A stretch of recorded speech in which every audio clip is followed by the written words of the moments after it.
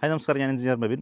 ഒരുപാട് ആളുകൾ ഓൺലൈനായിട്ടും ഓഫ്ലൈനായിട്ടും ചോദിച്ചിട്ടുള്ള കാര്യമാണ് കോൺക്രീറ്റ് ലീക്ക് വന്നാൽ എന്ത് ചെയ്യാൻ പറ്റും, കോൺക്രീറ്റിൽ പനപ്പ് വന്നാൽ എന്ത് ചെയ്യാൻ പറ്റും, ഇത് പണിത ബിൽഡർക്കെതിരെ അല്ലെങ്കിൽ സിമെൻറ്റ് കമ്പനിക്കെതിരെ നമ്മൾ കൺസ്യൂമർ കോടതിയിൽ കേസ് പോയി കഴിഞ്ഞ് കഴിഞ്ഞാൽ നഷ്ടപരിഹാരം കിട്ടില്ല എന്നുള്ളതൊക്കെ കാര്യങ്ങൾ ഒരുപാട് ആളുകൾ ഓൺലൈനായിട്ടും ഓഫ്ലൈനായിട്ടും ചോദിക്കാറുണ്ട്. അവർക്കുള്ളതാണ് ഈ വീഡിയോ. കോൺക്രീറ്റിനെ സംബന്ധിച്ചിടത്തോളം കോൺക്രീറ്റ് ഒരു സ്ട്രോങ് മെറ്റീരിയൽ മാത്രമാണ്. അതായത് പോറസ് ആയിട്ടുള്ള മെറ്റീരിയലാണ്, പക്ഷേ സ്ട്രോങ് മെറ്റീരിയലാണ്, സുഷിരങ്ങളുള്ള മെറ്റീരിയലാണ്. അതിനകത്ത് ഒരുപാട് മൈക്രോ ആയിട്ടുള്ള ലൈൻസ്, ഹെയർ ലൈൻ ക്രാക്സ്, അങ്ങനത്തെ പല സംഗതികൾ ഈ കോൺക്രീറ്റിൽ അത് കാസ്റ്റ് ചെയ്ത സമയം തൊട്ട് തന്നെ ഉണ്ടാവും. അപ്പോൾ അതുകൊണ്ട് തന്നെ ഇതൊരു സ്ട്രോങ് മെറ്റീരിയൽ മാത്രമാണ്, ഒരിക്കലും ഒരു ലീക്ക് പ്രൂഫ് മെറ്റീരിയൽ അല്ല.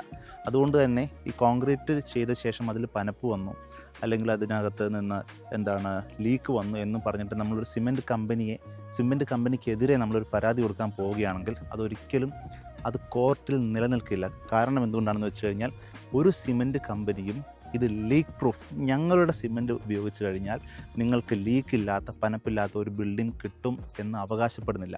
അവരെല്ലാവരും അവരുടെ സ്ട്രെങ്ത് മാത്രമാണ്, കരുത്ത് മാത്രമാണ് അവകാശപ്പെടുന്നത്. ഒരു M20 ഗ്രേഡ് അല്ലെങ്കിൽ M25 ഗ്രേഡ് നിങ്ങൾ മിക്സ് ചെയ്യുകയാണെങ്കിൽ ആ മിക്സിന് സ്ട്രെങ്ത് കിട്ടും എന്ന് മാത്രമാണ് ഈ സിമെൻറ്റ് കമ്പനിക്കാർ അവകാശപ്പെടുന്നത്. ഇത് അവരുടെ ഒരു ടെക്നിക്കാണ്. നിങ്ങൾ അവരുടെ എല്ലാ സിമെൻറ്റ് കമ്പനിക്കാരുടെയും, ഞാനൊരു പർട്ടിക്കുലർ സിമെൻറ്റ് കമ്പനിയെ ആക്ഷേപിച്ച് പറയുന്നതല്ല, എല്ലാ സിമെൻറ്റ് കമ്പനിയുടെയും പരസ്യം നോക്കിക്കഴിഞ്ഞാൽ അതിന് പുറത്ത് എഴുതിയിരിക്കുന്നത് ലീക്ക് റെസിസ്റ്റൻ്റ് എന്നായിരിക്കും. ഒരു കമ്പനിയും ലീക്ക് പ്രൂഫ് നൽകാറില്ല.